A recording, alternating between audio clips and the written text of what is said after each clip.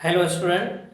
अच्छा स्टूडेंट, कभी आपने सोचा है कि आइस पानी के ऊपर तैर रही होती है और जो बॉइलिंग पॉइंट है वाटर की वो हाई है। ऐसा क्यों है? पानी के ऊपर आइस क्यों तैरती है? उसको डूबना चाहिए था। और जो बॉइलिंग पॉइंट है वाटर की वो हाई है। ऐसा क्यों है? और उसके बाद जो भी मालिक्यूल है वो उसमें से पानी की जो सरफेस टेंशन है वो हाई है। ऐसा क्यों है? ये सारा हाइड्रोजन बॉन्डिंग की वजह से है। प्रोटीन की शेप मेंटेन रहती है, डीएनए स्टेबल रहता है। ये इसके पीछे सारे क्या सबब हैं, क्या रीज़न है, सारा इस वीडियो में हम जानेंगे। लेकिन इस वीडियो को हम दो पार्ट में डिवाइड करेंगे। पार्ट नंबर 1 आज है और उसके बाद आने वाला वीडियो पार्ट नंबर 2 है। तो अगर आपने वीडियो हमारा अब तक हमारा चैनल सब्सक्राइब नहीं किया तो हमारा चैनल सब्सक्राइब करें और अपने दोस्तों के साथ शेयर भी करें। अगर आप मुझसे केमिस्ट्री आसान तरीके से समझना चाहते हैं तो मेरा चैनल सब्सक्राइब करें। तो आज के पार्ट में हम डिस्कस करेंगे कि पानी के ऊपर आइस क्यों तैरती है, बॉइलिंग पॉइंट वाटर की हाई क्यों है और सरफेस टेंशन जो है वो लिक्विड में वाटर की हाई है, ऐसा क्यों है। तो ये सारा है हाइड्रोजन बॉन्डिंग की वजह से। आज की इस वीडियो में जानेंगे हाइड्रोजन बॉन्डिंग क्या है और किस टाइप की ये हाइड्रोजन बॉन्डिंग है और केमिस्ट्री में और जो मॉलिक्यूल्स है उसमें इसका क्या रोल है, क्या किरदार है। ओवरऑल जो केमिस्ट्री है उसमें क्या हाइड्रोजन बॉन्डिंग का क्या किरदार है, उसी पे आज हम डिस्कस करेंगे। देखेंगे कि हाइड्रोजन बॉन्ड खुद क्या है, कौन सा बॉन्ड है, प्राइमरी बॉन्ड है, सेकेंडरी बॉन्ड है, कौन सा बॉन्ड है। तो चलिए शुरू करते हैं। मेरा नाम मूलचंद है और आज का वीडियो हमारा हाइड्रोजन बॉन्डिंग। स्टूडेंट, अभी है हाइड्रोजन बॉन्ड। अब पिछले वीडियो में हमने बॉन्ड कुछ डिस्क्राइब किए थे, कोवेलेंट बॉन्ड, आयनिक बॉन्ड। अगर आपने वो वीडियो नहीं देखे तो कल वो वीडियो जरूर देख लें, बड़ी इंफॉर्मेटिव वीडियोस है। अभी है हाइड्रोजन बॉन्ड। हाइड्रोजन बॉन्ड से पहले हम देखते हैं बॉन्ड क्या है। What is bond? बॉन्ड क्या होता है? बॉन्ड क्या होता है? It is the force of attraction which hold the atom together. मतलब कि एक ऐसा कुव्वत होती है, एक ऐसा फोर्स होता है जो एटमों को जोड़ के रखे, उसी को हम कहते हैं बॉन्ड। मतलब कि बॉन्ड क्या होता है, पहले हम बॉन्ड को देख लेते हैं। बॉन्ड क्या है? बॉन्ड क्या है? Force of attraction, force of attraction which hold the atom, which hold the atom together। बात समझ में आ रही है?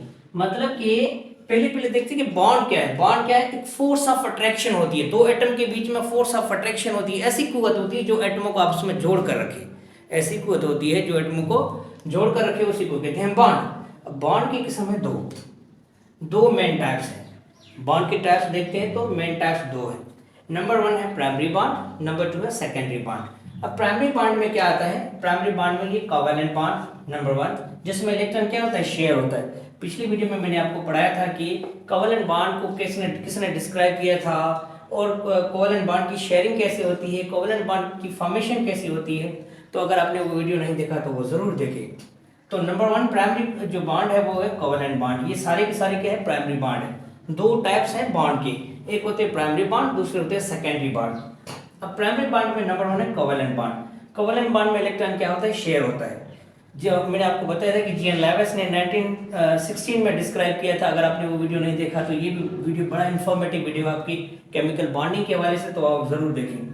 उसके बाद नंबर 2 है प्राइमरी बॉन्ड है आयोनिक बॉन्ड। आयोनिक बॉन्ड को हम दूसरा कहते हैं इलेक्ट्रोवैलेंट बॉन्ड। आयोनिक बॉन्ड का दूसरा नाम है इलेक्ट्रोवैलेंट बॉन्ड। अब इलेक्ट्रोवैलेंट बॉन्ड या आयोनिक बॉन्ड में क्या होता है? इलेक्ट्रॉन कंप्लीट ट्रांसफर होता है, एक एटम से दूसरे एटम तक कंप्लीट इलेक्ट्रॉन ट्रांसफर हो जाता है। इसमें याद रखिए ट्रांसफर होता है और इसमें म्यूचुअल शेयरिंग होती है। वो आपस में दोनों आपस में म्यूचुअल शेयरिंग करते हैं। और ये क्या होता है कि आयोनिक बॉन्ड में एक एटम दूसरे एटम को कंप्लीट अपना इलेक्ट्रॉन ट्रांसफर कर देता है।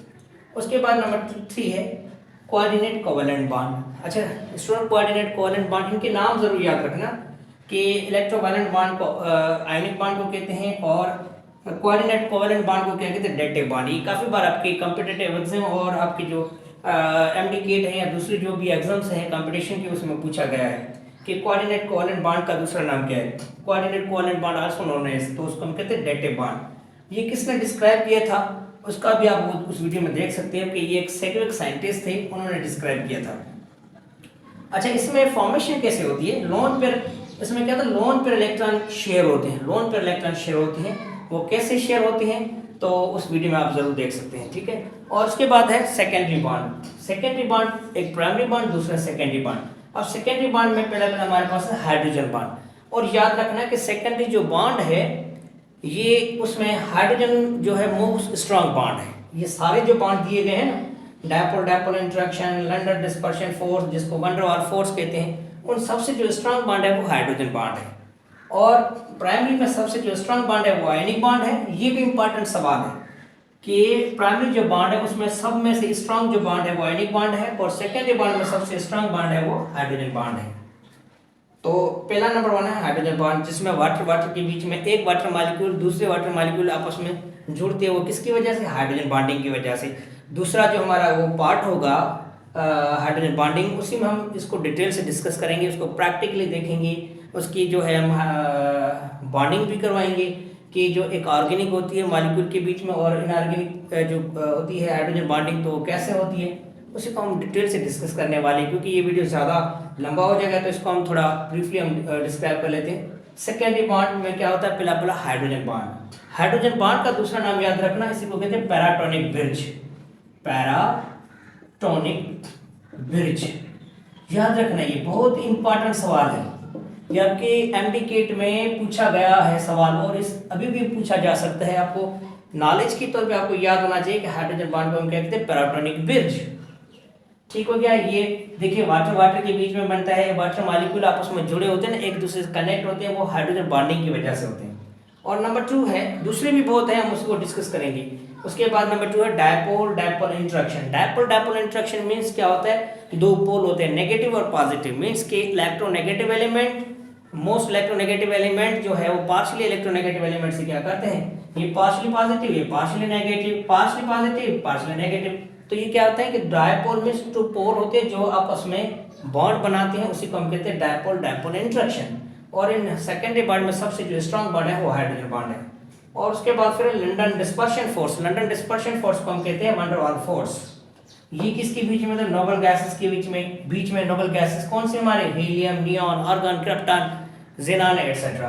तो ये है बॉन्ड के दो टाइप्स है, प्राइमरी बॉन्ड और सेकेंडरी बॉन्ड। प्राइमरी बॉन्ड में जो सब पे टॉप पे वो हाइड्रोजन बॉन्ड है, और प्राइमरी में जो है वो कोवेलेंट बॉन्ड है, आयोनिक बॉन्ड है, कोऑर्डिनेट कोवेलेंट बॉन्ड है। बात समझ में आई? अच्छा स्टूडेंट, सवाल अब ये पैदा होते हैं कि why ice float in water. अब जो बर्फ होती है वो भारी होती है लेकिन पानी पे ऊपर तैर रही होती है, क्यों? क्या ऐसा रीजन है? Because of hydrogen bonding. किसकी वजह से? इसका सिंपल सा जवाब क्या है? Hydrogen bonding. हाइड्रोजन बॉन्डिंग, ये हाइड्रोजन बॉन्डिंग की वजह से। तो याद रखना, आपसे कोई पूछे कि आइस पानी के ऊपर तैरती है, क्यों तैरती है? तो वो हाइड्रोजन बॉन्डिंग की वजह से। और फिर दूसरा सवाल है, why water has highest surface tension. Water जो है उसके पास हायर सरफेस टेंशन है, और आने वाली वीडियो में हम डिस्कस करेंगे कि सरफेस टेंशन क्या है, सरफेस टेंशन है क्या, उसी को भी हम डिस्कस करेंगे। तो ये सरफेस टेंशन वाटर के पास है, वो भी किसकी वजह से? हाइड्रोजन बॉन्डिंग की वजह से। और why water has high boiling point. Boiling point water के पास हाई है, वो भी उसका भी रीजन क्या है? High boiling point. High boiling point क्यों है? तो क्या है? हाइड्रोजन बॉन्डिंग की वजह से। किसकी वजह से? हाइड्रोजन बॉन्डिंग की वजह से। Why water has high boiling point. Water के पास हाई बॉइलिंग पॉइंट क्यों? तो हाइड्रोजन बॉन्डिंग, उसका रीजन है hydrogen bonding. Why DNA is stable. DNA जो वो स्टेबल होता है, क्यों होता है? Because of hydrogen bonding. Hydrogen bonding की वजह से डीएनए जो स्ट्रक्चर है वो स्टेबल होती है। Who maintain the shape और स्ट्रक्चर ऑफ प्रोटीन। प्रोटीन की जो शेप है, स्ट्रक्चर वो कौन मेंटेन करता है? वो भी हाइड्रोजन बॉन्डिंग। बात समझ में आ रही? तो ये बड़ा सिंपल सा ये सवाल थे कि आपसे कोई पूछे कि ये होते तो सिंपल है, लेकिन उस टाइम हम कंफ्यूज हो जाते हैं कि पानी के ऊपर बर्फ हालांकि भारी है लेकिन वो तैर रही होती, क्यों? हाइड्रोजन बॉन्डिंग की वजह से। सरफेस टेंशन वाटर का हाई क्यों है? हाइड्रोजन बॉन्डिंग की वजह से। वाटर जो है उसके हाई बॉइलिंग पॉइंट है, क्यों? हाइड्रोजन बॉन्डिंग की वजह से। और डीएनए स्टेबल क्यों होता है? वो भी हाइड्रोजन बॉन्डिंग की वजह से। Who maintain the shape of protein, तो वो भी हाइड्रोजन बॉन्डिंग की वजह से।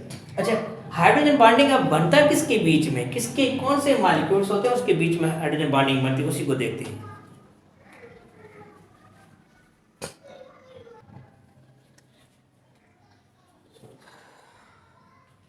अच्छा स्टूडेंट, हाइड्रोजन बॉन्ड जो बनता है वो किसके बीच में बनता है? तो याद रखना कि हाइड्रोजन बॉन्ड हमेशा बनता है मोस्ट इलेक्ट्रोनेगेटिव जो एलिमेंट्स है उसके बीच में। अब जैसे कि एग्जांपल हमारे पास फ्लोरीन, ऑक्सीजन, नाइट्रोजन। अच्छा, इनके बीच में सिर्फ क्यों बनता है? सवाल ये भी पैदा होता है कि इनके बीच में क्यों बनता है? क्योंकि इनकी साइज क्या होती है? स्मॉल साइज, स्मॉल, इनकी साइज क्या होती है, स्मॉल साइज होती है, ये स्मॉल साइज के होते हैं। और ये क्या होते हैं, most electronegative element, most electronegative element होते हैं। ठीक हो गया, स्मॉल साइज की वजह से होते हैं, मोस्ट इलेक्ट्रोनेगेटिव एलिमेंट होते हैं। तो इसी वजह से ये क्या बनाते हैं, वो इसके पास फोर्स ऑफ अट्रैक्शन हाई होती है, फोर्स ऑफ अट्रैक्शन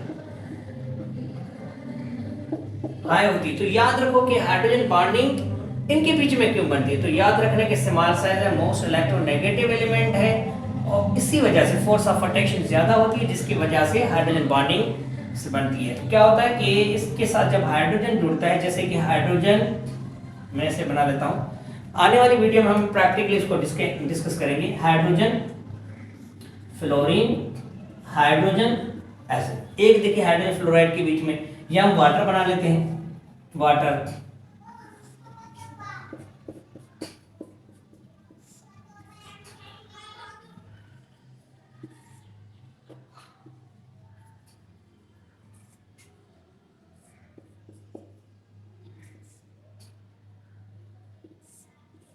देखिए।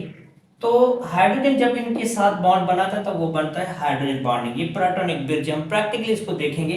या फिर फ्लोरीन, फ्लोरीन और हाइड्रोजन, फिर फ्लोरीन, ठीक है। तो क्या करता है कि हाइड्रोजन को मोस्ट अट्रैक्ट करते हैं, ये मोस्ट इलेक्ट्रोनेगेटिव एलिमेंट है, इसको ए कह देते हैं, और ये क्या होता है, ये बी हो गया, बी क्या हो गया, मोस्ट इलेक्ट्रोनेगेटिव एलिमेंट। सही बात, सब बात समझ में आ रही।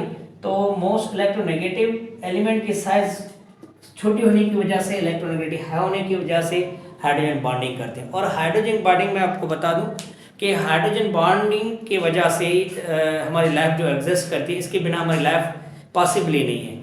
तो स्टूडेंट, अगर आपको हमारा वीडियो पसंद आ रहे हैं तो हमारे वीडियो को लाइक करें, सब्सक्राइब करें और अपने दोस्तों के साथ शेयर भी करें। और आने वाली वीडियो में हम डिस्कस करेंगे पार्ट नंबर 2, हाइड्रोजन बॉन्डिंग को हम प्रैक्टिकली हम करके दिखाएंगे कि हाइड्रोजन बॉन्डिंग कैसे बनती है, और टाइप्स जो हाइड्रोजन बॉन्डिंग की कौन से टाइप है, 2 टाइप्स हैं।